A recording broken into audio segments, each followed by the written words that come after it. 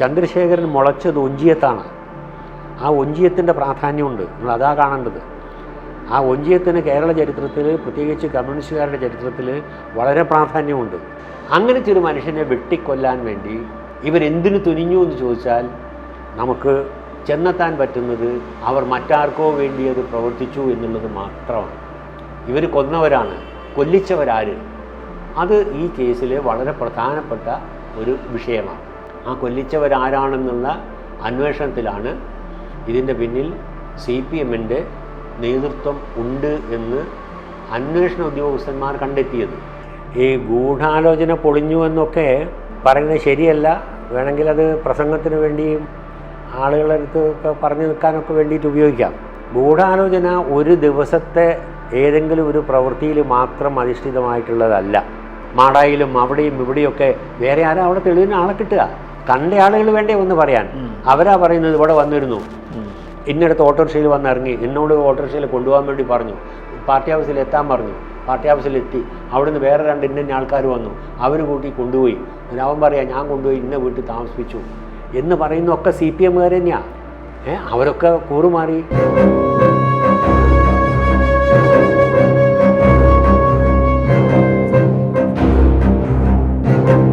കേരളത്തിലെ സാധാരണ മനുഷ്യരുടെ ജീവിതത്തെ വല്ലാതെ പിടിച്ചു കുലുക്കിയതാണ് TP ചന്ദ്രശേഖരൻ്റെ കൊലപാതകം.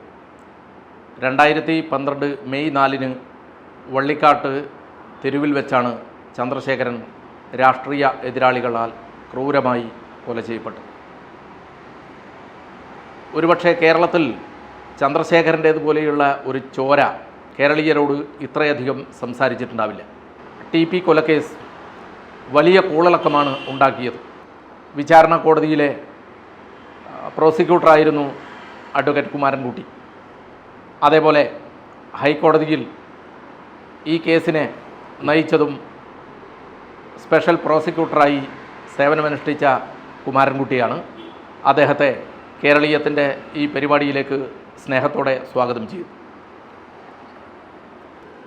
2012 മെയ് 4 കേരളം വല്ലാതെ ഞെട്ടലോടെയാണ് റവല്യൂഷണറി മാർക്സിസ്റ്റ് പാർട്ടിയുടെ സ്ഥാപക നേതാവായ ചന്ദ്രശേഖരൻ്റെ വധം കേട്ടത്. അതിനുശേഷം കേരളത്തിൽ ഈ ചോര സംസാരിച്ചു കൊണ്ടേയിരിക്കുകയാണ്. നിയമ പോരാട്ടം വളരെ വലിയ രീതിയിൽ നടന്ന ഒരു കേസ്.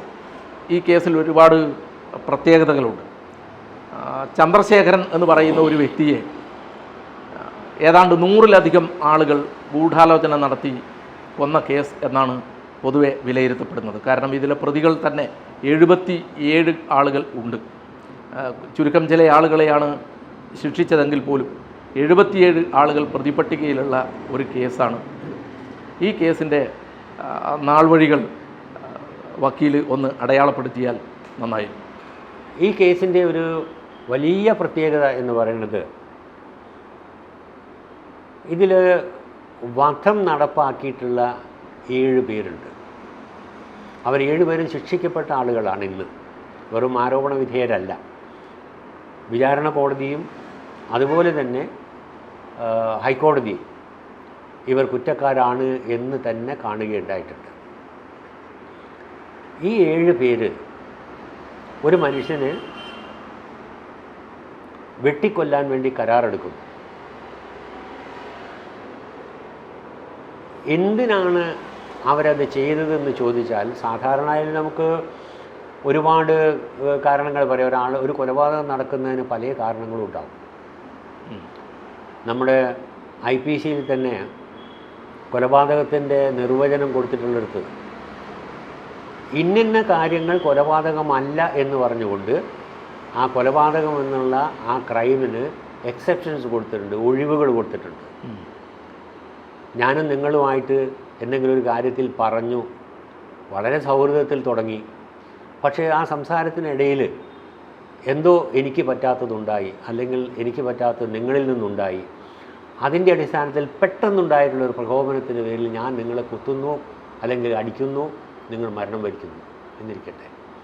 അത് ഒരു പ്രീ മെഡിറ്റേറ്റഡ്, മുൻകൂട്ടി ആസൂത്രണം ചെയ്തിട്ടുള്ള, ആലോചിച്ചിട്ടുള്ള ഒരു പ്രവൃത്തിയുടെ ഫലമായിട്ടല്ല, ഒരു നിമിഷം കൊണ്ടുണ്ടായിട്ടുള്ള ഒരു പ്രകോപനത്തിൻ്റെ പേരിലാണ്, അല്ലെങ്കിൽ ഒരു വികാരത്തിൻ്റെ പേരിലാണെന്നുണ്ടെങ്കിൽ അത് കൊലപാതകമാകില്ല. അപ്പോൾ കൊലപാതകത്തിൻ്റെ നിർവചനത്തിൽ നിന്ന് മാറ്റി നിർത്താം. ഇതേപോലെ ഉള്ള ക്രിമിനൽ കുറ്റങ്ങൾ അത് കൊലപാതകത്തിൻ്റെ പട്ടികയിൽ നിന്ന് പുറത്ത് കടക്കുന്ന സാഹചര്യങ്ങൾ എന്തൊക്കെയാണെന്ന് നിയമം വ്യക്തമാക്കിയിട്ടുണ്ട്. അതിലൊന്നും പെടുന്ന കാര്യങ്ങളല്ല ഈ ആളുകൾക്ക് പറയാനുള്ളത്. അപ്പോൾ അതൊന്നുമല്ലെങ്കിൽ പിന്നെ തെറ്റിദ്ധരിച്ചിട്ടായാലോ ആൾ മാറിപ്പോയിന്നോ അങ്ങനെയൊന്നും പറയാനില്ല. പെട്ടെന്നുണ്ടായിരുന്നോ, ക്ഷോഭത്തിലുണ്ടായിരുന്നോ എന്ന് പറയാൻ പറ്റില്ല. അവർക്ക് എന്തെങ്കിലും ലഹരിക്കടിമപ്പെട്ട്, ആ ലഹരിക്കടിമപ്പെട്ടിട്ട് ചെയ്തു എന്ന് പറഞ്ഞാൽ ഒഴിവല്ല കേട്ടോ. അയാളെ നിർബന്ധിപ്പോൾ നിങ്ങൾ കൊലപാതകമാണ്, നിങ്ങളെ നിർബന്ധിച്ച് നിങ്ങളെ ലഹരിക്ക് അടിമയാക്കി നിങ്ങളിങ്ങനെ പ്രവർത്തിച്ചു പോയി, സ്വമേധയാ ഒന്നും മനസ്സിലാക്കാൻ പറ്റാത്ത അവസ്ഥയിൽ. അങ്ങനെയാണെങ്കിൽ അത് കൊലപാതകമാവില്ല. അങ്ങനെയൊക്കെയുള്ള സാഹചര്യങ്ങളിൽ ഒന്നും തന്നെ ഇവർക്കൊന്നും പറയാനില്ല. അതൊന്നും അല്ല, അങ്ങനെ ഒരു ഡിഫൻസ് ആർക്കും ഇല്ല. പിന്നെ എന്ത്? ഇവരുടെ പേരിൽ കളവായിട്ട് കേസുണ്ടാക്കാൻ രാഷ്ട്രീയമായ കാരണങ്ങളുണ്ടോ? ഈ 7 പേർക്കും കോടതി മുമ്പാകെ ബോധിപ്പിക്കാൻ തങ്ങൾ CPMൻ്റെ അനുഭാവികളാണെന്ന് പോലും, പ്രവർത്തകരാണെന്ന് പോലും ഉള്ള ഒരു വാദമുയർത്താൻ അവർ തയ്യാറായിട്ടില്ല. അപ്പോൾ പിന്നെ മറ്റുള്ളവർ പലരും പറയുന്ന മാതിരി ഒരു കള്ളക്കേസ് ഉണ്ടാക്കണമെങ്കിൽ എന്തൊരു കാരണം വേണ്ടേ? അത് പറയാം, അപ്പോൾ മനസ്സിലാക്കാം. അങ്ങനെയൊക്കെ രാഷ്ട്രീയ കേസുകളിലൊക്കെ വരാറുള്ളതാണ്. ആ വിരോധം തീർക്കാൻ വേണ്ടി കിടക്കട്ടെ ഇവനൊന്ന് പണി എന്ന് കരുതിയിട്ട് പോക്കാണ്. അങ്ങനെ ഒന്നും തന്നെ പ്രതിഭാഗത്തിന് ആരോപിക്കാനോ പറയാനോ ഇല്ലാത്ത ഒരു സ്ഥിതി, യാതൊന്നുമില്ല. അങ്ങനെയാണെങ്കിൽ ഏറ്റവും വലിയൊരു ചോദ്യമുയരുന്നു, പിന്നെ എന്തുകൊണ്ട് ഇവർ ചെയ്തു? ഇവർക്ക് പ്രത്യേകിച്ച് താല്പര്യമില്ല, വിരോധമില്ല. ജീവിതത്തിൽ ഒരിക്കലും തന്നെ ചന്ദ്രശേഖരനുമായിട്ട് ഒരു കശപിശ പോലും ഉണ്ടായെന്ന് കാണിക്കാൻ അവർക്ക് ഒരു വാദം പോലും ഉന്നയിക്കാൻ പറ്റിയിട്ടില്ല. അങ്ങനത്തെ ഒരു മനുഷ്യനെ വെട്ടിക്കൊല്ലാൻ വേണ്ടി ഇവരെന്തിനു തുനിഞ്ഞു എന്ന് ചോദിച്ചാൽ നമുക്ക് ചെന്നെത്താൻ പറ്റുന്നത് അവർ മറ്റാർക്കോ വേണ്ടി അത് പ്രവർത്തിച്ചു എന്നുള്ളത് മാത്രമാണ്. അത് തന്നെയാണ് 2 കോടതികളുടെയും നിഗമനം. അത് ശരിയായിട്ടുള്ള നിഗമനവുമാണ്. അടുത്ത ചോദ്യം, ആരാണിതിന് പിന്നിൽ? ആരാണിത് ചെയ്യിച്ചത് ഇവരെ കൊണ്ട്? നിങ്ങൾ രാഷ്ട്രീയക്കാരൊക്കെ പിന്നെ പലപ്പോഴും പറയാറുള്ളതാണ്, ഇവർ കൊന്നവരാണ്, കൊല്ലിച്ചവരാര്? അത് ഈ കേസിൽ വളരെ പ്രധാനപ്പെട്ട ഒരു വിഷയമാണ്. അതെ, ആ കൊല്ലിച്ചവരാരാണെന്നുള്ള അന്വേഷണത്തിലാണ് ഇതിൻ്റെ പിന്നിൽ CPMൻ്റെ നേതൃത്വം ഉണ്ട് എന്ന് അന്വേഷണ ഉദ്യോഗസ്ഥന്മാർ കണ്ടെത്തിയത്. അതെ, അത് വെറുമൊരു ആരോപണമാണ് എന്നൊക്കെ രാഷ്ട്രീയമായി പറയുന്നവർക്ക് പറയാം. ഞാനതിലേക്ക് കമൻറ്റ് ചെയ്യാൻ ഞാനിപ്പോൾ പോകുന്നില്ല. പക്ഷേ CPMൻ്റെ നേതാക്കന്മാരാണ് അതിനു വേണ്ടിയുള്ള ഗൂഢാലോചന നടത്തി ഈ കാര്യത്തിലേക്ക് എത്തിച്ചതെന്ന് അവർ അന്വേഷണ ഉദ്യോഗസ്ഥന്മാർ കണ്ടെത്തിയിട്ടുണ്ട്. അതിൻ്റെ അടിസ്ഥാനത്തിലാണ് കോഴിക്കോട് ജില്ലയിലെയും കണ്ണൂർ ജില്ലയിലെയും CPMൻ്റെ നേതാക്കന്മാർ എന്ന് പറയാം. എന്ന് പറഞ്ഞാൽ CPMൻ്റെ നേതാക്കന്മാർ എന്ന് പറഞ്ഞാൽ പിന്നെ മേലെയും താഴെയും പല തട്ടുകളിലായിട്ടുണ്ടല്ലോ. ഏരിയ കമ്മിറ്റി, ജില്ലാ കമ്മിറ്റി, ലോക്കൽ കമ്മിറ്റി നിലവാരത്തിലുള്ള നേതാക്കന്മാർ ഇതിൽ ഉൾപ്പെടുത്തുകയും ഗൂഢാലോചന നടത്തുകയും ചെയ്തു. ഇതിൽ പോലീസ് അന്വേഷിച്ച് കണ്ടെത്തി കുറ്റപത്രം സമർപ്പിക്കപ്പെട്ടുള്ള ഗൂഢാലോചനക്കാരിൽ ഇന്ന് ഒരൊറ്റ പ്രതി മാത്രമേ പുറത്തു നിൽക്കുന്നുള്ളൂ. ബാക്കി എല്ലാവരും ശിക്ഷിക്കപ്പെട്ടു. വിചാരണ കോടതിയിൽ 8-ാം പ്രതി KC രാമേന്ദ്രൻ, 11-ാം പ്രതി ട്രൗസർ മനോജൻ, 13-ാം പ്രതി കുഞ്ഞനന്ദൻ, ഇത്രയും 3 ഗൂഢാലോചന കുറ്റം ചുമത്തപ്പെട്ട പ്രതികൾ ശിക്ഷിക്കപ്പെട്ടിട്ടുണ്ട് കീഴ്ക്കോടതിയിൽ. ബാക്കിയുള്ളവരൊക്കെ ഗൂഢാലോചന തെളിഞ്ഞിട്ടില്ല എന്നതിൻ്റെ പേരിലൊക്കെ കോടതി വിട്ടയക്കുന്നത് വേറൊന്നും പറഞ്ഞിട്ടല്ല, അതിനുള്ള ശിക്ഷിക്കാനുള്ള തെളിവില്ല. അത് കോടതിക്ക് അതിൻ്റേതായ ന്യായങ്ങളുണ്ട്. ശരി, ആ വിട്ടയക്കപ്പെട്ട ആളുകളിൽ കോഴിക്കോട് അന്ന് ജില്ലാ സെക്രട്ടേറിയറ്റ് അംഗമായിരുന്ന ടി മോഹനൻ, പിന്നെ CH അശോകൻ, KK കൃഷ്ണൻ, ജ്യോതി ബാബു, 12ാം പ്രതിയായുള്ള ജ്യോതി ബാബു, ഇവരൊക്കെ ഉൾപ്പെടുന്നതാണ്. ആ ഗൂഢാലോചന കുറ്റം ആരോപിക്കപ്പെട്ട ആളുകളിൽ കീഴ്ക്കോടതി വിട്ടയച്ചിട്ടുള്ള ആളുകൾ. അതിലൊന്ന് പടയംകണ്ടി രവീന്ദ്രനും ഉണ്ടായിരുന്നില്ല. ഇല്ല, പടയംകണ്ടി രവീന്ദ്രനെതിരായിട്ട് ഗൂഢാലോചന കുറ്റം ചുമത്തിയിട്ടില്ല. അത് വേണമെങ്കിലൊക്കെ പോലീസ് ചെയ്യാവുന്നതായിരുന്നു, അങ്ങനത്തെ സാഹചര്യമൊക്കെ ഉണ്ട്. പക്ഷേ അത് ചെയ്തിട്ടില്ല. അതാണ് ഈ കേസിൽ ഞാൻ കണ്ടിട്ടുള്ളൊരു പ്രത്യേകത.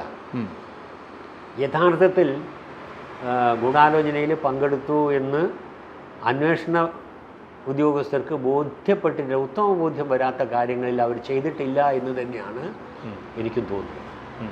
അതുകൊണ്ടാണ് പടയംകണ്ടി രവീന്ദ്രൻ്റെ കടയിൽ വെച്ചാണ് ഒരു ഗൂഢാലോചനയുടെ സംഭവം ഉണ്ടായിട്ടുള്ളത് എങ്കിൽ പോലും ഗൂഢാലോചനയിൽ പങ്കെടുത്തു എന്ന് അവർ ആരോപിക്കുന്ന 4 പേരെ മാത്രമേ ആ കാര്യത്തിൽ പ്രതികളാക്കിയിട്ടുള്ളൂ.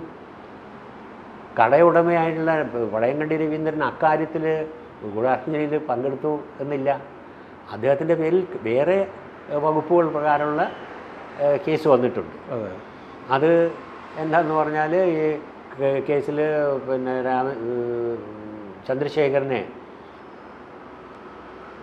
കൊലയാളികൾക്ക് കൃത്യതയോടെ കാണിച്ചു കൊടുക്കാൻ വേണ്ടി നിയുക്തരായിട്ടുള്ള ഒറ്റുകാർ എന്ന് വേണമെങ്കിൽ പറയാം, വാക്ക് ശരിയാണോ എന്നറിയില്ല, അതാത് നിമിഷത്തിൽ ഇദ്ദേഹത്തിൻ്റെ മൂവ്മെൻറ്റ്സ് എല്ലാം തിരിച്ചറിഞ്ഞ് റിപ്പോർട്ട് ചെയ്യാനൊക്കെ വേണ്ടി, വിവരങ്ങൾ കൊടുക്കാൻ വേണ്ടി നിയോഗിച്ചിട്ടുള്ള ആളുകൾക്ക് കാണിച്ചു കൊടുക്കാൻ വേണ്ടി ഇതാണ് ചന്ദ്രശേഖരൻ എന്ന് അവർക്ക് ചൂണ്ടിക്കാണിച്ചു കൊടുക്കാൻ വേണ്ടിയുള്ള അയാൾ ഒരു കത്ത് കൊടുത്തുകൊണ്ടാണ് ഈ കേസും പ്രകാരം ഒരു ക്ഷണക്കത്ത്, വീട് കൂടലിൻ്റെ ഒരു ക്ഷണക്കത്ത് ചന്ദ്രശേഖരന് നിൽക്കുന്നിടത്ത് കൊണ്ടുപോയി കൊടുത്തുകൊണ്ട്, അപ്പോൾ പറഞ്ഞിട്ടുണ്ടാവുക സ്വാഭാവികമായിട്ട് ഇതാണല്ലോ, ഇല്ല ഞാനിങ്ങനെ ഒരാൾക്കൊരു കത്ത് കൊടുക്കും, ആ ആളാണ് ചന്ദ്രശേഖരൻ, മനസ്സിലാക്കിക്കൊള്ളണം എന്നുള്ള അതിനു വേണ്ടി തന്നെ കൊണ്ടുപോയി കൊടുത്തു. അതാണ് അദ്ദേഹത്തിൻ്റെയൊക്കെ പേരിലുള്ള ചാർജിൻ്റെ ഒരു ആകത്തുക. അതല്ലാതെ അദ്ദേഹത്തെ ഗൂഢാലോചനയിൽ പങ്കാളിയാക്കി പോലീസ് പോലും പറഞ്ഞിട്ടില്ല. പക്ഷേ ഇതിൽ വക്കീൽ പറഞ്ഞ ഒരു കാര്യം, പി മോഹനൻ എന്ന് പറയുന്ന ആൾ പൂക്കടയിൽ, ഓർക്കാട്ട് ഏരിയയിലെ പൂക്കടയിൽ, പടയംകണ്ടി രവീന്ദ്രൻ്റെ പൂക്കടയിൽ ഗൂഢാലോചന നടത്തി എന്നാണ്. പക്ഷേ ഈ കേസിൻ്റെ ഹൈക്കോടതി വിധി പ്രഖ്യാപിച്ച സമയത്ത് മോഹനെ ഒഴിവാക്കുകയാണ് ചെയ്യുന്നത്. പൂക്കടയിൽ അങ്ങനെ ഒരു ഗൂഢാലോചന നടന്നതായിട്ട് പിന്നെ പ്രോസിക്യൂഷന് തെളിയിക്കാൻ കഴിഞ്ഞിട്ടില്ല എന്നാണല്ലോ ഹൈക്കോടതി പറയുന്നത്. അത് മാത്രമല്ല, ജോസി ചെറിയാൻ എന്ന് പറയുന്ന അന്നത്തെ അന്വേഷണ ഉദ്യോഗസ്ഥൻ വ്യാജ മഹസർ തയ്യാറാക്കി എന്നും ഹൈക്കോടതി പിന്നെ പറഞ്ഞിട്ടുണ്ട്. വിചാരണ കോടതി അദ്ദേഹത്തിൻ്റെ പിന്നെ കാര്യങ്ങൾ അന്വേഷിക്കണം എന്നുള്ള നിലയിൽ, അവിടെ വിചാരണ നേരിടണം എന്നുള്ള നിലയിലും ഹൈക്കോടതി പറഞ്ഞിട്ടുണ്ട്. അപ്പോൾ തീർച്ചയായും ഇതിനെ എങ്ങനെയാണ് കാണുന്നത്? അതായത് പിന്നെ മോഹനനെ ശിക്ഷിക്കാതെ ഒഴിവാക്കി എന്ന് പറയുന്നത് ഹൈക്കോടതി മാത്രമല്ല, വിചാരണ കോടതിയിലും മോഹനെ ശിക്ഷിച്ചിട്ടില്ല, അവിടുന്ന് വിട്ടയക്കുകയാണ് ചെയ്തിട്ടുള്ളത്. അത് കോടതി പറഞ്ഞിട്ടുള്ളത് തെളിവിൻ്റെ അഭാവമാണ്. അത് പൂക്കടയിലത്തെ മാത്രമല്ല, ഈ കോൺസ്പിറസി എന്ന് പറയുന്നത് ഒരു ദിവസത്തെ കാര്യം മാത്രമല്ല, അത് നീണ്ടു നിൽക്കുന്ന കുറേ കാലത്ത് അങ്ങനെ പരന്നു കിടക്കുന്ന ഒന്നാണ്. തെളിയിക്കാൻ വളരെ ബുദ്ധിമുട്ടുള്ളൊരു ചാർജുമാണ് ഈ ഗൂഢാലോചന കുറ്റം എന്ന് പറയുന്നത്. പക്ഷേ ഇവിടെ കൃത്യമായി ഉന്നയിക്കപ്പെട്ടിരുന്ന ചില കാര്യങ്ങളുണ്ട്. അതിൽ കോടതിക്ക് ബോധ്യപ്പെടുന്ന രീതിയിലുള്ള തെളിവില്ല എന്നതാണ് കോടതി പറഞ്ഞിട്ടുള്ള കാര്യം. സംശയം എത്ര തന്നെ ശക്തമാണെങ്കിലും അത് തെളിവിന് പകരമാകില്ല എന്നതാണ് തത്വം. അപ്പം തന്നെ നമുക്ക് സസ്പിഷൻ എത്ര സ്ട്രോങ് ആയാലും തിരക്കില്ല, അങ്ങനെ തന്നെ ആയിരിക്കാമെന്ന് തോന്നിയൊരു കാര്യമില്ല, ആണ് എന്ന് തെളിയണം. ആ ഒരു ഡിസ്റ്റിങ്ഷൻ ഉണ്ട്. അതിലൊന്നും കോടതിയെ ഒന്നും കുറ്റം പറഞ്ഞൊരു കാര്യമില്ല. കോടതിക്ക് അങ്ങനെ തോന്നാം, അതല്ല ഇത് മതി എന്ന് വേണമെങ്കിൽ വിശ്വസിക്കാൻ വേണ്ടിയിട്ട് അങ്ങനെയും തോന്നാം. എന്തായാലും ഈ പൂക്കടയിലുണ്ടായിരുന്ന 2/4 നടന്നു എന്ന് പറയുന്ന ആ ഒരു സംഭവം അത് കോടതിക്ക് ബോധ്യപ്പെട്ടില്ല എന്നുള്ളതാണ് അതിനുള്ളൊരു കാര്യം. അതിൻ്റെ സാഹചര്യം, അതുണ്ടായതിനെ പറ്റി പ്രോസിക്യൂഷൻ ഹാജരാക്കിയുള്ള തെളിവ്, അത് അങ്ങനെ തന്നെ ആവാനൊരു സാധ്യതയില്ല എന്ന് തന്നെയാണ് കോടതി എത്തിയിട്ടുള്ളൊരു കാര്യം. CPIM പറയുന്നത് ഈ കേസിൽ പാർട്ടിക്കെതിരായിട്ടുള്ള ഗൂഢാലോചന മുഴുവനും പൊളിഞ്ഞു എന്നാണ്. മോഹനെ വെറുതെ വിട്ടതോടുകൂടി, പൂക്കട വിവാദം വന്നതോടുകൂടി ഗൂഢാലോചന പൊളിഞ്ഞു എന്നാണ് അവർ പറയുന്നത്. എന്നാൽ ഗൂഢാലോചനക്കാണ് പുതിയ 2 പ്രതികളടക്കം വീണ്ടും ശിക്ഷിക്കപ്പെടുന്നത്. സ്വാഭാവികമായും ആ കാര്യങ്ങളെ എങ്ങനെയാണ് കാണുന്നത്? ഈ ഗൂഢാലോചന പൊളിഞ്ഞു എന്നൊക്കെ പറയുന്നത് ശരിയല്ല. വേണമെങ്കിൽ അത് പ്രസംഗത്തിന് വേണ്ടിയും ആളുകളുടെ അടുത്ത് ഒക്കെ പറഞ്ഞു നിൽക്കാനൊക്കെ വേണ്ടിയിട്ട് ഉപയോഗിക്കാം. ഗൂഢാലോചന ഒരു ദിവസത്തെ ഏതെങ്കിലും ഒരു പ്രവൃത്തിയിൽ മാത്രം അധിഷ്ഠിതമായിട്ടുള്ളതല്ല. അത് വിചാരണ കോടതി കണ്ടതിനേക്കാൾ അതിന് വലിയ ഒരു മാനമുണ്ട് എന്ന് ഹൈക്കോടതി കണ്ടിട്ടുണ്ട്. ഗൂഢാലോചന എന്ന കുറ്റകൃത്യം തന്നെ. അത് ഈ കേസിലുള്ള ബാക്കി കാര്യങ്ങൾ പരിശോധിച്ചുകൊണ്ട് കോടതി പറഞ്ഞു. കോടതി പിന്നെ ഇവിടുത്തെ കീഴ്ക്കോടതിയിലുള്ള വാദവും ഒക്കെ എന്താ പറഞ്ഞാൽ ഇന്നടത്തുള്ള ഗൂഢാലോചന, അതായത് പൂക്കടയിലെ കോൺസ്പിരസി, പിന്നെ അത് കഴിഞ്ഞ് കുഞ്ഞനന്ദിൻ്റെ വീട്ടിലുള്ള 20/4 കോൺസ്പിരസി, സമീറ കോട്ടേഴ്സിലെ കോൺസ്പിരസി, പിന്നെ എന്തുണ്ടോ പണം കൊടുത്തു എന്ന് പറഞ്ഞ ഇതൊക്കെ ഇങ്ങനെ 4-5 എണ്ണമായിട്ട് ഓരോന്നിൻ്റെയും കോൺസ്പിരസി എന്ന രീതിയിലാണ് വിചാരണ കോടതി അതിനെ കണ്ടിരുന്നത്. സത്യത്തിൽ കോൺസ്പിരസി എന്ന് പറഞ്ഞാൽ ഒറ്റ കോൺസ്പിരസിയേ ഉള്ളൂ. വ്യത്യസ്തമായി എന്താണ് ആ കോൺസ്പിരസി, എന്താണ് ആ ഗൂഢാലോചന? ചന്ദ്രശേഖരനെ വധിക്കുക എന്നതാണ് ഗൂഢാലോചന. ആ ഗൂഢാലോചന ഇപ്പറയുന്ന ഏപ്രിൽ മാസത്തിലോ അതിന് മുമ്പുള്ള മാസങ്ങളിലോ ഉണ്ടായിട്ടുള്ളതല്ല. കോടതിയുടെ കണ്ടെത്തലും അത് തന്നെയാണ്. അത് വളരെ കാലമായി അവിടെ നിലനിൽക്കുന്ന ഒന്നാണ്. അതിനുള്ള മോട്ടീവ്, അതിനുള്ള ഒരു പ്രേരണ, അതിനുള്ള കാരണം ഉണ്ടായിട്ടുള്ളത് 2008 മുതൽക്കുള്ളത് ഉണ്ട്. അത് ചന്ദ്രശേഖരൻ ഒരു പുതിയ പാർട്ടി ഉണ്ടാക്കുന്നതോട് കൂടിയിട്ട് തുടങ്ങിയിട്ടുള്ളത്. ഇതെല്ലാം കൂടി കൂടിക്കലർന്നതാണ് ഈ ഗൂഢാലോചനയിലേക്ക് എത്താൻ കാരണം. അന്ന് ഒഞ്ചിയത്തും വടകരയിലും ചന്ദ്രശേഖരനെ ബന്ധപ്പെട്ടുകൊണ്ട് ഉണ്ടായിട്ടുള്ള രാഷ്ട്രീയ പ്രശ്നങ്ങളും അതിൻ്റെ ഭാഗമായുണ്ടായിട്ടുള്ള ക്രമസമാധാന പ്രശ്നങ്ങളും ഒക്കെ തന്നെ ഇവിടുത്തെ പോലീസ്, അന്ന് ഭരിക്കുന്നത് ആഭ്യന്തരമന്ത്രി ശ്രീ കോടിയേരി ബാലകൃഷ്ണനാണ്. കോടിയേരി ബാലകൃഷ്ണൻ്റെ പോലീസ് കൊടുത്തിട്ടുള്ള റിപ്പോർട്ടുകളുണ്ട്. ആർക്കും വെള്ളം ചേർക്കാൻ പറ്റാത്ത, മായ്ക്കാൻ പറ്റാത്ത, തിരുത്തി എഴുതാൻ പറ്റാത്ത റിപ്പോർട്ടുകൾ. അങ്ങനത്തെ 6 റിപ്പോർട്ടുകൾ ഈ കേസിൽ തെളിവായിട്ട് വിചാരണ കോടതിയിൽ പ്രോസിക്യൂഷൻ ഹാജരാക്കി തെളിയിച്ചിട്ടുണ്ട്. ആ തെളിവുകളിൽ അതിന്ന് ആർക്കും എടുത്ത് വായിച്ചു നോക്കാൻ പറ്റുന്ന രേഖകളാണ്. അത് അന്ന് മുതൽക്ക് എങ്ങനെയൊക്കെയാണ് RMP എന്ന് പറയുന്ന ഈ ഒരു പ്രസ്ഥാനത്തിനെതിരായിട്ട് CPM നേതൃത്വം നടത്തിക്കൊണ്ടിരിക്കുന്ന ആക്രമണങ്ങളും എതിർപ്പുകളും തകർക്കാനുള്ള ശ്രമവും, പിന്നീട് അങ്ങോട്ട് അതിൻ്റെ പ്രവർത്തകരെ വെട്ടിയതും, സൈലൻസ് ചെയ്യിക്കാൻ വേണ്ടി നടത്തിയ പ്രവർത്തനങ്ങളും, ജയരാജനെ വെട്ടിയതും, ജയനെ വെട്ടിയതും, ബാലനെ വെട്ടിയതും തുടക്കമുള്ള പ്രവർത്തനങ്ങളും, ചന്ദ്രശേഖരൻ്റെ പ്രസംഗവും, ഏരിയ കമ്മിറ്റിയുടെ ഏരിയ സമ്മേളനത്തിൻ്റെ കാര്യങ്ങൾ, ഇതെല്ലാം തന്നെ പ്രോസിക്യൂഷൻ വാദിച്ചതിലും തെളിയിച്ചതിലും അപ്പുറമുള്ള തെളിവുകളായിട്ട് കോടതിയിൽ വന്നിട്ടുണ്ട്. ആ രേഖകൾ നമുക്കൊക്കെ എടുത്ത് പരിശോധിക്കാവുന്ന, അതിനെ എതിർക്കാൻ വേണ്ടി പ്രോസിക്യൂഷന് കഴിഞ്ഞിട്ടുമില്ല. അങ്ങനത്തെ ഒരു പശ്ചാത്തലത്തിലാണ് ചന്ദ്രശേഖരനെ വധിക്കണമെന്നുള്ള ആലോചന പറഞ്ഞിട്ടുള്ളത്. അതിന് എതിരായിട്ട് കുറേ പ്രതികൾക്കെതിരായിട്ട് ഒരു ഗൂഢാലോചന കേസ് ചോമ്പാല പോലീസ് സ്റ്റേഷനിൽ രജിസ്റ്റർ ചെയ്തിട്ടുണ്ടായിരുന്നു. പക്ഷേ ആ ഗൂഢാലോചനയുടെ വസ്തുത വെളിപ്പെട്ടത് ചന്ദ്രശേഖരൻ്റെ വധത്തിന് ശേഷമുള്ള പോലീസ് അന്വേഷണത്തിലാണ്. അതും പ്രതികളിൽ നിന്ന് തന്നെ കിട്ടിയിട്ടുള്ള വിവരത്തിൻ്റെ അടിസ്ഥാനത്തിൽ. അതിൻ്റെ അടിസ്ഥാനത്തിൽ അന്നും കുറേ വാടക കൊലയാളികൾ, ഈ കേസിലുള്ള ഇപ്പോഴത്തെ 1 മുതൽ 7 വരെയുള്ളതിലുള്ള കുറേ പ്രതികളും, രാമചന്ദ്രനും അതുപോലുള്ള അശോകനും ഒക്കെ അടക്കമുള്ള ആളുകൾ, രാഷ്ട്രീയക്കാരും, ഈ കേസിൽ പ്രതികളല്ലാത്ത കുറേ രാഷ്ട്രീയക്കാരും, അങ്ങനെയാണൊരു മാഹിയിലെ മറ്റുള്ളൊരു രാമകൃഷ്ണൻ അദ്ദേഹമൊക്കെ അടങ്ങുന്ന, അദ്ദേഹത്തിന് ആ കേസിൽ ജയിലിൽ കിടക്കുന്ന നേരത്ത്, റിമാൻഡിൽ കിടക്കുന്ന നേരത്ത് ഹാർട്ട് ഓപ്പറേഷനൊക്കെ ചെയ്ത് കിട്ടിയിട്ടുള്ള അതുകൊണ്ടൊക്കെ ആ പ്രതികളുടെ ഒരു കേസ് ഉണ്ടായിട്ടുണ്ട്. ആ കേസ് വരുന്ന എപ്പാന്നറിയാമോ?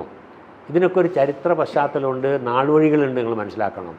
അത് വടകര ലോക്സഭാ മണ്ഡലത്തിലേക്കുള്ള ചന്ദ്രശേഖരൻ മത്സരിച്ചിട്ടുള്ള 2009 കേസിനോട് അനുബന്ധമായിട്ടാണ്. ആ കേസിൽ പിന്നെ സതീദേവി ആയിരുന്നല്ലോ അവിടുത്തെ സ്ഥാനാർത്ഥി, ആ തെരഞ്ഞെടുപ്പിൽ. അതിൻ്റെ മുഖ്യ പ്രചാരകനും തെരഞ്ഞെടുപ്പിലെ മുഖ്യ ഇലക്ഷൻ ഏജൻറ്റുമായിരുന്നു മോഹൻ മാസ്റ്റർ. പ്രചാരണത്തിൻ്റെ അവസാനത്തിൻ്റെ തലേ ദിവസം, അതായത് പ്രചാരണം അവസാനിക്കുന്ന ദിവസമാണെന്ന് തോന്നുന്നു, അവിടെ പിന്നെ കുന്നുമ്മക്കര ഓഫീസിൽ കുറേ ഗുണ്ടകളെ കൊണ്ടുവന്ന് നിർത്തിയിട്ടുണ്ട്, ഹാർബർ ചെയ്തിട്ടുണ്ട് എന്ന് ആർഎംപിക്കാർ ആരോപിച്ചു. ആർഎംപിക്കാർ കൂട്ടമായി വന്ന് ഉപരോധിച്ചു. ആ ഉപരോധത്തിൽ മോഹൻ മാഷ് വന്നു വിട്ടു. അവിടുന്ന് ഉന്തും തള്ളും അടിയുമായി എന്നാണ് പറയണത്. മോഹൻ മാഷ കാറ് തകർത്തു, മോഹൻ മാഷ് കടി കിട്ടി. അയാൾ 308 പ്രകാരമുള്ള IPC 308 വകുപ്പ് പ്രകാരമുള്ള പിന്നെ പരാതിയിൽ അയാൾ ആശുപത്രിയിൽ കിടന്നു, കേസെടുത്തു. കുറേ ആർഎംപിക്കാരുടെ പേരിൽ കേസെടുത്തിട്ടുണ്ട്. ആ കേസ് വന്നതിന് ശേഷമാണ് നിങ്ങൾക്ക് ഈ നാടോടികൾ വെച്ചിട്ട് അനുമാനിക്കാൻ പറ്റുമെങ്കിൽ നിങ്ങൾ അനുമാനിക്കൂ. നേരത്തെ തന്നെ ചന്ദ്രശേഖരനെ ഇവിടെ നിന്ന് ഉന്മൂലനം ചെയ്യണമെന്നുള്ള മൊത്തത്തിലുള്ള CPMൻ്റെ ധാരണ അതാരിൽ എന്ന് കണ്ടുപിടിക്കാൻ പറ്റില്ല. പാർട്ടി നേതൃത്വത്തിനുള്ളതാണ്. ചന്ദ്രശേഖരൻ ഉണ്ടാവരുത്. കാരണം എന്താ? ചന്ദ്രശേഖരൻ മുളച്ചത് ഒഞ്ചിയത്താണ്. ആ ഒഞ്ചിയത്തിൻ്റെ പ്രാധാന്യമുണ്ട്. നിങ്ങൾ അതാ കാണേണ്ടത്. ആ ഒഞ്ചിയത്തിന് കേരള ചരിത്രത്തിൽ, പ്രത്യേകിച്ച് കമ്മ്യൂണിസ്റ്റുകാരുടെ ചരിത്രത്തിൽ വളരെ പ്രാധാന്യമുണ്ട്. ഒഞ്ചിയം രക്തസാക്ഷികൾ ഉണ്ടായത് എങ്ങനെയെന്നുള്ളത് മനസ്സിലാക്കണം. അവിടുത്തെ ഒരു ജനകീയ പ്രക്ഷോഭം, കൃഷിക്കാരുടെ പ്രക്ഷോഭം ഉണ്ടായിട്ട് അവിടെയാണ് വെടിവെപ്പ് നടന്നതൊക്കെ. ആ നടന്നിട്ടുള്ള അവരുടെ ചോര വീണ മണ്ണിന്ന് കമ്മ്യൂണിസ്റ്റുകാരെ സംബന്ധിച്ചിടത്തോളം മക്കയാണ് ഇവിടെ. അതിൻ്റെ ആധിപത്യം ആർക്ക് എന്നുള്ളതിൽ തർക്കമുണ്ട്. കമ്മ്യൂണിസ്റ്റ് പാർട്ടി വളർന്ന സമയത്ത് 64-ന് ശേഷം CPIയും ചേർന്നിട്ട് ഇത് ഞങ്ങളുടേതും കൂടിയാണെന്ന് പറഞ്ഞിട്ട് അവരും അവിടുത്തെ രക്തസാക്ഷി ദിനം ആചരിച്ചിട്ടുണ്ട്. ഇനി 4-ാം തീയതി ഇവിടെ നിങ്ങളും ആചരിക്കാൻ പോകുന്നു. അപ്പോൾ എന്താണ്, എല്ലാവർക്കും ഇത് വിടാൻ വേണ്ടി പറ്റില്ല. ചുരുക്കി പറഞ്ഞാൽ ഒഞ്ചിയം ഒരു ഐക്കണാണ്, ഒരു എന്തോ ഒരു വലിയൊരു സാധനമാണ് CPMനെ കമ്മ്യൂണിസ്റ്റുകാരെ സംബന്ധിച്ചിടത്തോളം. അവിടെ ആര് വലിയവൻ, ആരാണ് ഇവിടുത്തെ അധിപൻ എന്നുള്ളത് രാഷ്ട്രീയ രംഗത്ത് അത് തന്നെയാണ് CPMൻ്റെ ലക്ഷ്യമുണ്ടായിരുന്നത്. അതുകൊണ്ടാണ് അവിടെ ധാർമ്മികതയുടെ പേര് പറഞ്ഞ്, രാഷ്ട്രീയ പ്രത്യയശാസ്ത്രത്തിൻ്റെയൊക്കെ പേര് പറഞ്ഞ് ഒരു ചെറുക്കൻ, ഒരു പയ്യൻ നിന്നിട്ട് ഒച്ച വിളിക്കുന്നു. ആരെയാ ചോദ്യം ചെയ്യുന്നത്? ഈ സംസ്ഥാനത്ത് ഭരണത്തിൽ വന്നിട്ടുള്ളൊരു രാഷ്ട്രീയ പ്രസ്ഥാനത്തെയാണ്. ആ വാക്കുകളെ അതിൻ്റേതായ അർത്ഥത്തിൽ പരിശോധിച്ച് ഒരു വിമർശനപരമായി അതിനെ കണ്ട് അതിന് പരിഹാരമുണ്ടാക്കണോ വേണ്ടയോ എന്ന് നോക്കി ആ ഭാഗത്തേക്ക് ചിന്തിക്കാനോ അല്ലെങ്കിൽ പറഞ്ഞവനെ തിരുത്താനോ ഈ നേതൃത്വത്തിന് കഴിഞ്ഞില്ല എന്ന് സാമാന്യ ബുദ്ധിയുള്ള ആളുകൾക്ക് മനസ്സിലാവും. പക്ഷേ അവിടെ ഉണ്ടായതെന്താ? ചന്ദ്രശേഖരൻ പറഞ്ഞ് ശരിയാണെന്ന് അയാൾക്ക് സ്ഥാപിക്കാൻ പറ്റി. അയാളിൽ വിശ്വാസമുണ്ട് അവിടുത്തെ ജനങ്ങൾക്ക്. അതുകൊണ്ടാണ് ഇത്രയും ആളുകൾ ചന്ദ്രശേഖരൻ്റെ കൂടെ നിന്നത്. ചന്ദ്രശേഖരൻ വേറൊരു പാർട്ടിയിൽ പോയിരുന്നെങ്കിൽ ഒരു പ്രശ്നം ഉണ്ടാവില്ലായിരുന്നു. ഞാനത് കോടതിയിലും പറഞ്ഞു. അയാൾ മറ്റൊരു പാർട്ടിയിൽ പോയിരുന്നെങ്കിൽ അയാൾ ഇന്നും ജീവിച്ചിരുന്നേനെ.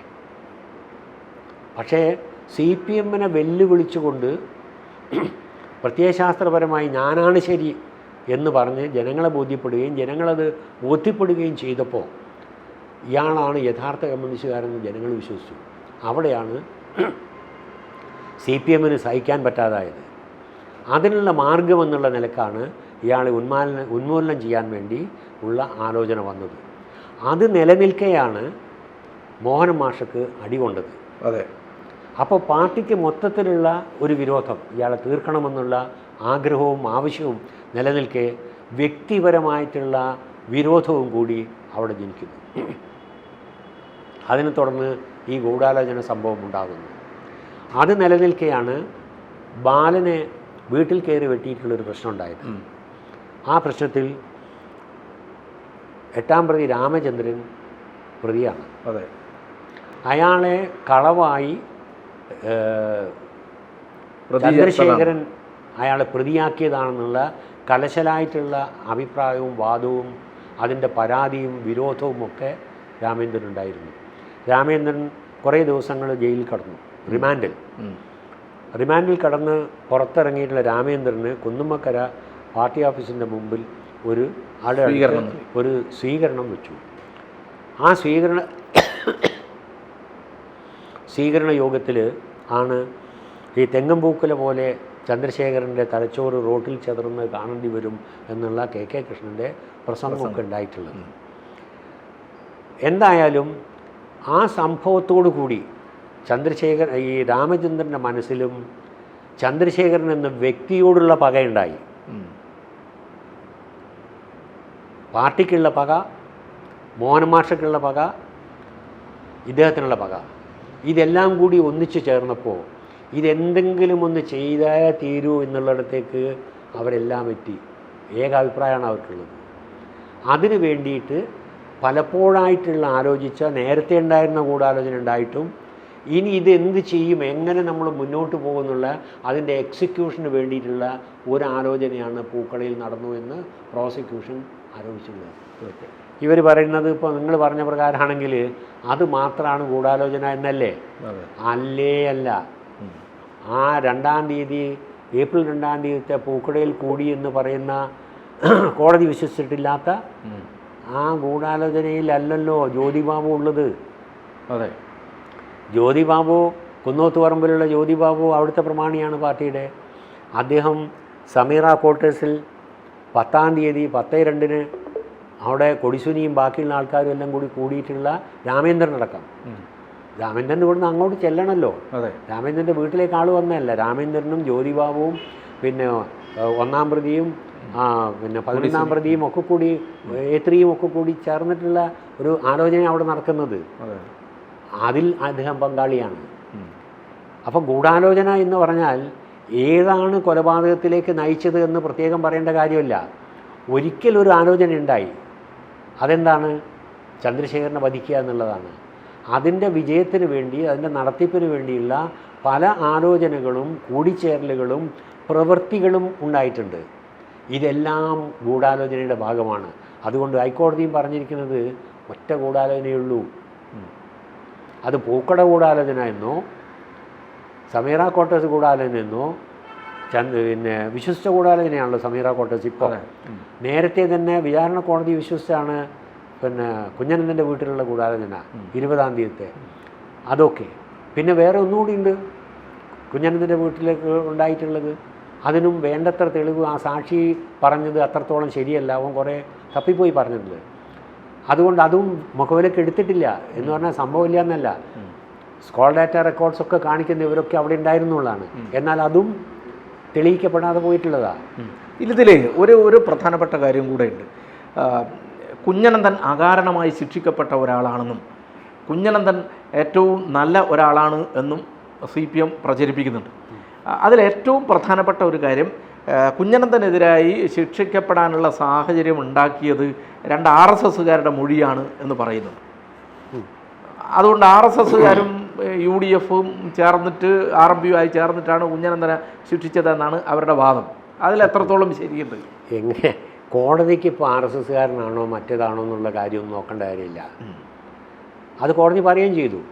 ഈ RSSകാരാണ് എന്നുള്ളത് കൊണ്ട് പിന്നെ മൊഴിയിൽ ഒരു ശരിയല്ലാത്ത മൊഴി കൊടുക്കാനുള്ള സാധ്യത തള്ളിക്കളയാൻ പറ്റില്ല എന്നൊക്കെ പറഞ്ഞിട്ടാണ് ആ മൊഴി എടുക്കാതെ വിചാരണ കോടതി വിട്ടിട്ടുള്ളത്.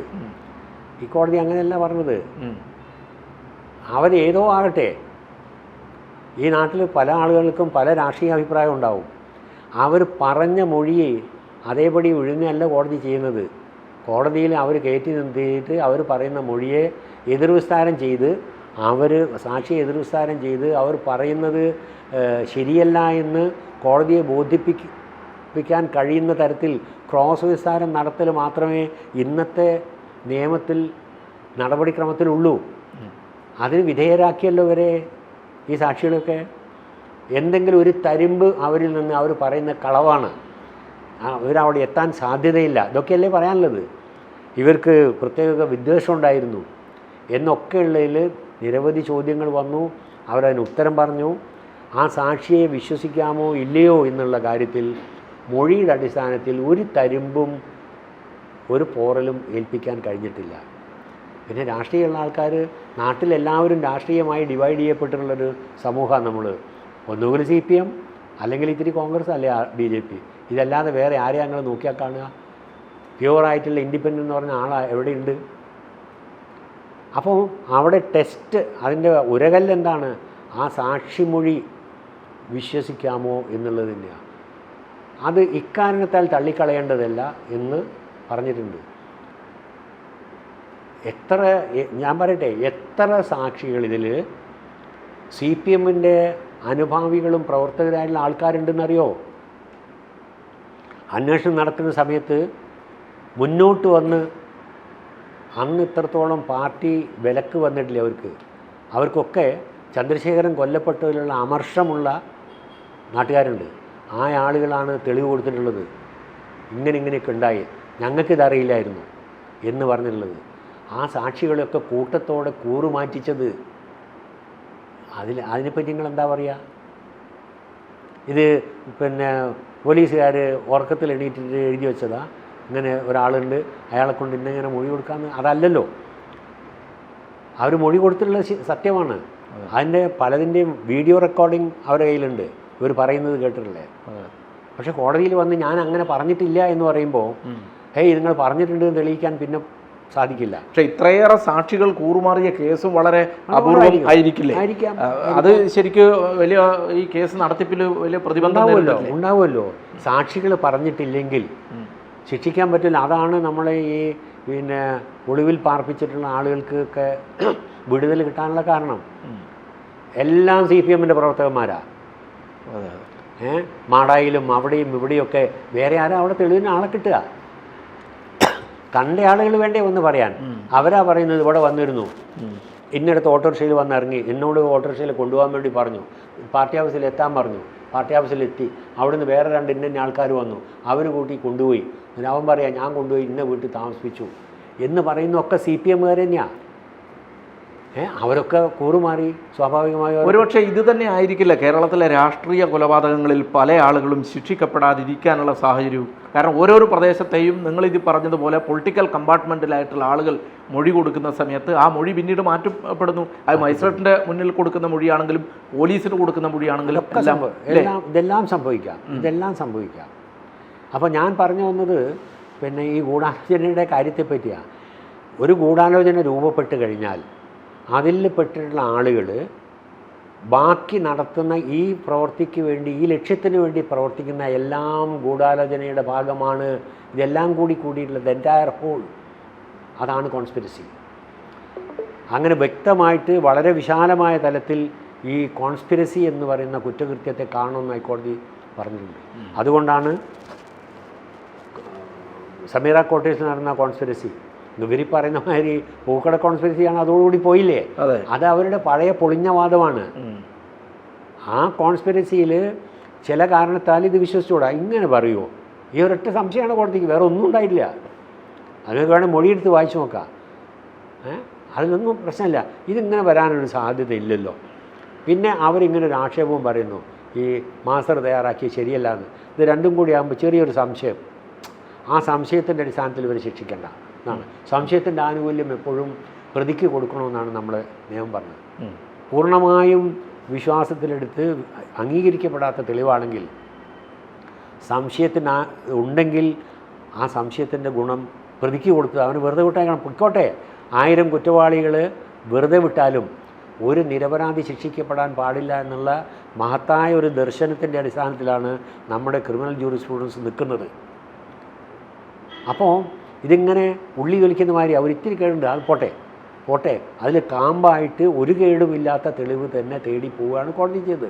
അത് ചില കോടതികൾ കൂടുതൽ പോവും, ചില കോടതിയിൽ അത്ര വേണ്ട എന്ന് വിചാരിക്കും.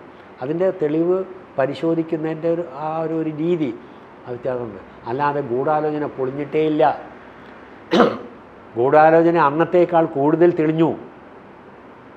അതുകൊണ്ടാണ് ഇവരും കൂടി 10-ാം പ്രതി കൃഷ്ണനും 12-ാം പ്രതി ജ്യോതി വാസുവും കൂടി ഗൂഢാലോചനയിൽ കുറ്റക്കാരാണ് എന്ന് കണ്ടിട്ടുള്ളത്. പിന്നെ എങ്ങനെയാണ് പറയുക? ഒരു പൂക്കട പൊളിഞ്ഞു എന്ന് പറഞ്ഞൊരു കാര്യമല്ല. അവർ പൂക്കട ഇതാക്കാൻ കൊണ്ടുവന്നിട്ടുള്ള കുറേ തെളിവൊക്കെ ഉണ്ടായിരുന്നു. ഈ ഇംഗ്ലീഷിൽ അലവേ എന്ന് പറയുന്ന ഒരു സ്ത്രീയുണ്ട്. ഈ പ്രതികൾക്ക് ആ സമയത്ത് അവിടെ എത്താനേ സാധിക്കുമായിരുന്നില്ല എന്ന ഒരു നിലയെടുക്കുകയും അതിന് തെളിവ് കൊണ്ടുവരികയും ചെയ്തത്.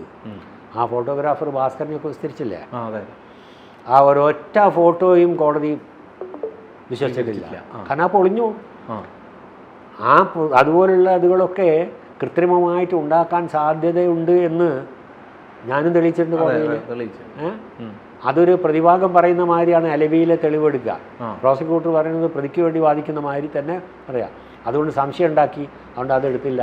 പിന്നെ ആകെയുള്ള എന്താ, ഭാസ്കരൻ അവിടെ ഉണ്ടായിരുന്നു. ഭാസ്കരൻ പിന്നെ ഇവരെ അവിടെ കണ്ടിട്ടുണ്ട് ഒരു സമയം പറഞ്ഞു. കണ്ണൂക്കരയിലുള്ള ഫോട്ടോഗ്രാഫർ ഭാസ്കരൻ അതന്നെ. ആ പ്രതി പിന്നെ ഇവരെ സാക്ഷി ഇവരെ കണ്ടിട്ടുണ്ട് എന്ന് പറഞ്ഞു. അത് അലബി അല്ലെങ്കിലും ഇയാളുടെ ഒരു മൊഴിയായിട്ട് എടുക്കാം. ഈ മോഹനും പിന്നെ രാമേന്ദ്രനും മറ്റവരും ഒക്കെ അവിടെ ഉണ്ടായിരുന്നു, രക്തസാക്ഷി സ്ക്വയറിൽ ഉണ്ടായിരുന്നു എന്നുള്ളൂ. പക്ഷേ ഈ ഗൂഢാലോചന നടന്നു എന്ന് പറയുന്ന ആ സമയത്ത് ഇവർ രക്തസാക്ഷി സ്ക്വയറിലാണ് എന്നുള്ള തെളിവ് അവർക്ക് കൊണ്ടുവരാൻ പറ്റിയിട്ടില്ല. അവിടെ നിന്ന് 3-4 മിനിറ്റ് കൊണ്ട് വാഹനത്തിൽ ഇവിടെ എത്താൻ പറ്റും എന്ന് നമ്മൾ തെളിയിച്ചിട്ടുണ്ട്. അപ്പോൾ ഇതൊക്കെ പ്രോബബിലിറ്റി ആണല്ലോ. ഇവരിവിടെ ആ സമയത്ത് വന്നിട്ടുണ്ടാവാം, വന്ന് സംസാരിച്ച് കാര്യങ്ങൾ വേറെ എന്തെങ്കിലും ആലോചിക്കുന്ന കൂട്ടത്തിലായിരിക്കാം. ഈ പൂക്കടയിൽ വന്നിട്ടുണ്ട്. ഇതാണ് പ്രോസിക്യൂഷൻ്റെ കേസ്. അതങ്ങനെ പൊളിഞ്ഞു പോയി എന്ന് പറയേണ്ടുന്നൊരു സാധനമല്ല. അത് കോടതി അങ്ങനെ വിശ്വസിച്ചിട്ടില്ല എന്ന് മാത്രമേ ഉള്ളൂ.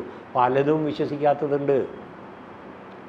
കാരണം തെളിവ് ഇല്ലായിട്ടില്ല. അതിൽ നിയമത്തിൻ്റെ കണ്ണിൽ അത് പോരാ, കുറച്ചുകൂടി വെയിറ്റ് വേണം എന്നുള്ളത് കൊണ്ട് ഇതുകൊണ്ട് അതിനർത്ഥം ഇവരൊന്നും കുറ്റം ചെയ്തില്ല എന്നല്ല.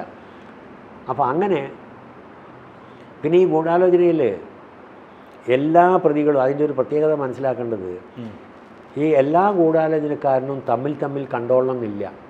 ഗൂഢാലോചന കേസിൻ്റെ ഒരു വളരെ വിശാലമായിട്ടുള്ള ചർച്ചയിൽ പിന്നെ നിയമജ്ഞന്മാർ പറഞ്ഞുള്ള കാര്യം അതാണ്. അങ്ങനെയാണ് ഈ ഒരൊറ്റ ഗൂഢാലോചനയേ ഉള്ളൂ. ആ ഗൂഢാലോചനയുടെ വിവിധ ഘട്ടങ്ങളാണ് ഇതൊക്കെ. അതിനെ പൂക്കട ഗൂഢാലോചന, സമീറ കോട്ടത്ത് ഗൂഢാലോചന എന്ന് പേര് പറഞ്ഞ് വെവ്വേറെ ഗൂഢാലോചനകളെന്ന് അങ്ങനെ ഒരു നോമൻക്ലേച്ചർ വെറുതെ കൊടുത്തു പോയതാണ്. ഗൂഢാലോചന ഒന്നേ ഉള്ളൂ, ചന്ദ്രശേഖരനെ കൊല്ലാനുള്ള. ആ ഗൂഢാലോചന ഒരിക്കൽ ഉണ്ടായത് പൊളിഞ്ഞുപോയി, അത് നടന്നില്ല. അതിൻ്റെ തുടർച്ചയാണ്. ഇതിനൊന്നെയും വേറിട്ട് കാണാൻ പറ്റില്ല. ഇതിൻ്റെ എല്ലാത്തിൻ്റെയും ഒരു തുടർച്ചയാണ്. കഴിഞ്ഞ ഒരു 2008 മുതൽക്ക് നിലനിന്നിട്ടുള്ള ഒരു വലിയ ആലോചനയുടെ പരിസമാപ്തിയാണ് ഇവിടെ. ലക്ഷ്യമൊന്നു മാത്രമാണ് ചന്ദ്രശേഖരനെ. അതിനാണ് ഗൂഢാലോചന. അതിനാണ് ഗൂഢാലോചന. ചന്ദ്രശേഖരൻ്റെ വധം ആസൂത്രണം ചെയ്തതിൽ വലിയ പ്രത്യേകതയുണ്ട്. ഒന്ന്, കോഴിക്കോട് കണ്ണൂർ ജില്ലാ കമ്മിറ്റികൾ സംയുക്തമായിട്ട് അവരുടെ ഏരിയ ഘടകങ്ങളിലുള്ള ആളുകളെ ഉപയോഗിച്ചാണ് ചന്ദ്രശേഖരനെ വകവരുത്തിയത് എന്നുള്ളത് എല്ലാവർക്കും അറിയാം. തീർച്ചയായും CPMൻ്റെ സംഘടനാ സംവിധാനം അറിയുന്ന ഒരാൾക്കറിയാം, 2 ജില്ലാ കമ്മിറ്റികൾ ചേർന്ന് ഒരാളെ കൊല്ലാൻ പദ്ധതിയിടുന്ന സമയത്ത് അതിൻ്റെ സംസ്ഥാന നേതൃത്വം അറിയാതെ അത് ചെയ്യില്ല എന്നാണ് സാധാരണ പറയുന്നത്. പക്ഷെ അങ്ങനെ പറയുമ്പോഴും ചന്ദ്രശേഖരൻ്റെ ഈ വധഗൂഢാലോചന നടത്തിയ ഏതാനും ചിലർ മാത്രമേ ശിക്ഷിക്കപ്പെട്ടുള്ളൂ. ഉന്നത നേതൃത്വത്തിലേക്ക് ഇത് പോയിട്ടില്ല. രമ തന്നെ പറയുന്നത് തിരശ്ശീലയ്ക്ക് പിന്നിൽ ഉള്ള ആളുകൾ ഉണ്ട് എന്നാണ്. തീർച്ചയായും ഒരു പ്രോസിക്യൂട്ടർ എന്നുള്ള നിലയിൽ എന്തുകൊണ്ടാണ് ഇതിൻ്റെ ഈ വധഗൂഢാലോചനയുടെ ഈ കേസ് ഉന്നതരിലേക്ക് എത്താതിരുന്നത്? അതിനെക്കുറിച്ച് താങ്കളുടെ അഭിപ്രായം എന്താണ്? എന്തുകൊണ്ടാണ് എത്താതിരുന്നതിനുള്ളതിന് പിന്നെ പ്രോസിക്യൂട്ടർ എന്നുള്ള നിലയ്ക്ക് എനിക്കൊന്നും പറയാൻ പറ്റില്ല.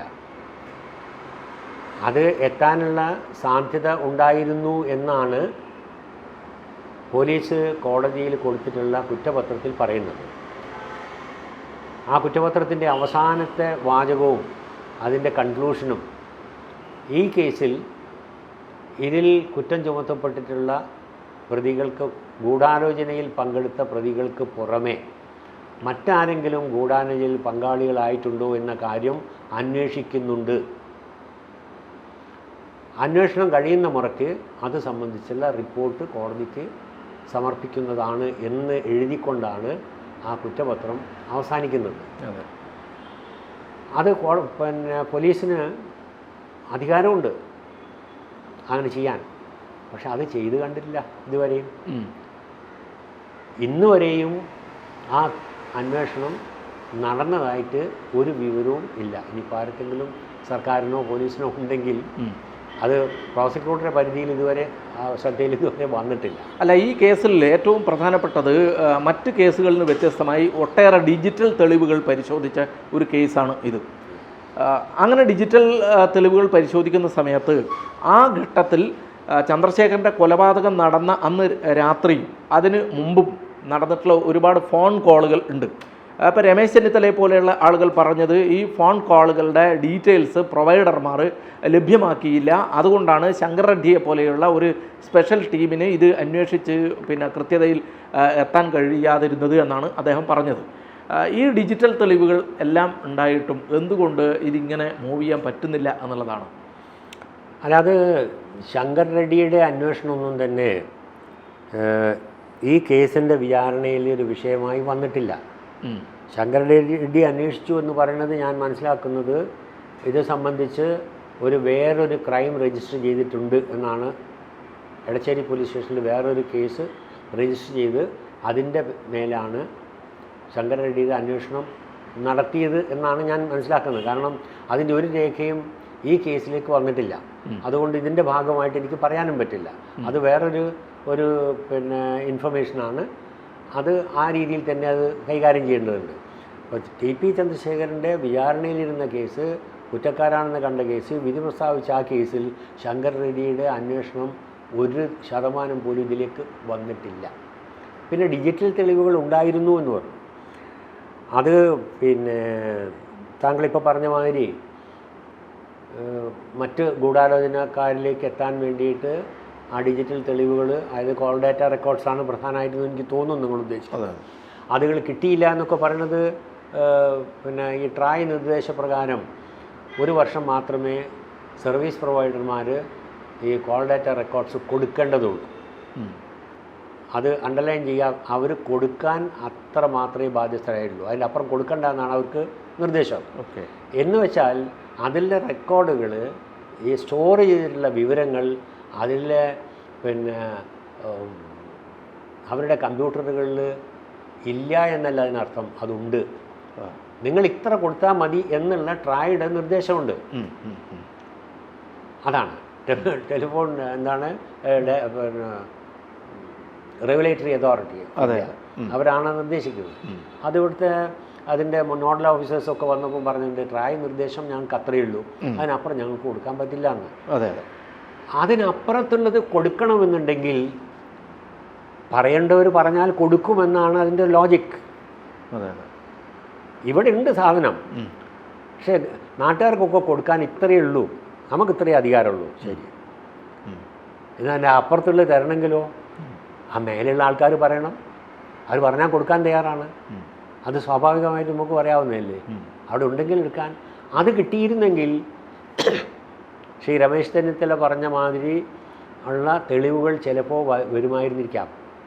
ഞാൻ അതിലേക്ക് ഡീറ്റെയിൽ ആയിട്ട് പോയിട്ടില്ല. ഞാനിതിൻ്റെ ഒരു നോർമലായിട്ടുള്ള കാര്യം പറഞ്ഞതാണ്. അല്ല, ഇത് പറയുമ്പോൾ തന്നെ ഇതുമായിട്ട് കൂട്ടി വായിക്കാനുള്ള ഒരു കാര്യമുണ്ട്. നാരായണ പിഷാരടിയുടെ വിധി ന്യായത്തിൽ അദ്ദേഹം കൃത്യമായി പറയുന്ന ഒരു കാര്യം, ചന്ദ്രശേഖരനുമായി ഈ പ്രതികൾക്ക് പൂർവ്വവൈരാഗ്യം ഒന്നും കാണുന്നില്ല.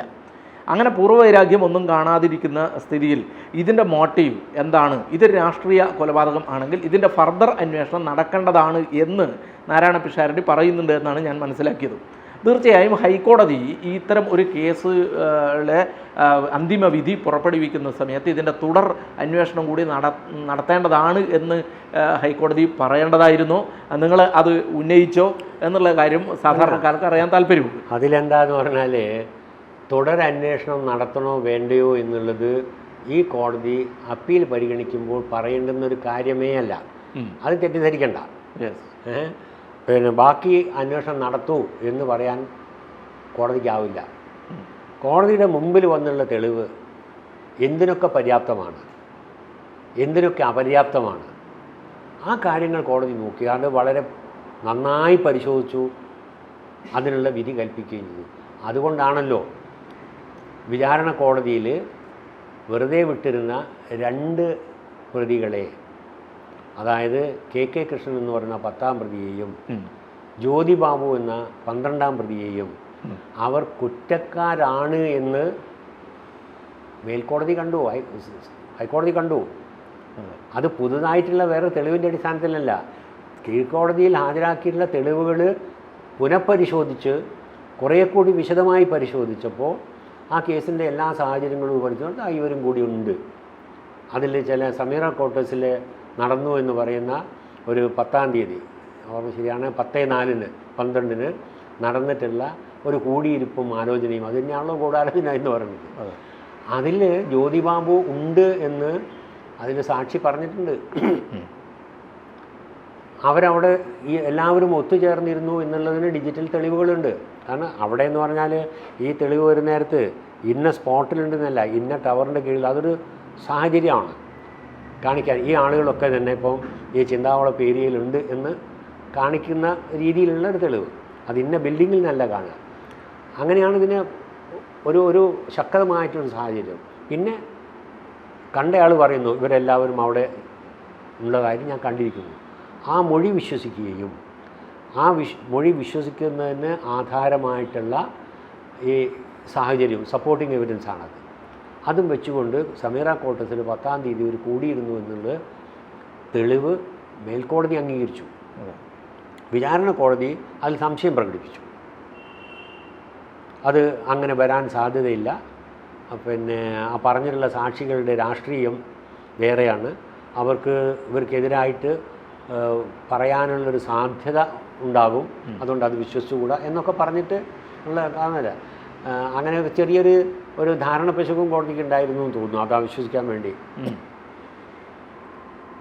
രാമേന്ദ്രനെ പോലെയുള്ള ഒരു പ്രാദേശിക നേതാവ് ഈ മറ്റ് പ്രതികളുടെ കൂടെ അവിടെ വന്നിരിക്കില്ല എന്നൊരു കമൻറ്റ്. അതെ, അത് പറഞ്ഞ കേട്ടാൽ വെച്ചാൽ രാമേന്ദ്രൻ ഒരു ലോക്കൽ ലീഡറാണ്, മറ്റൊരു അത്ര റെപ്യൂട്ടഡ് ആയിട്ടുള്ള ആൾക്കാരല്ല.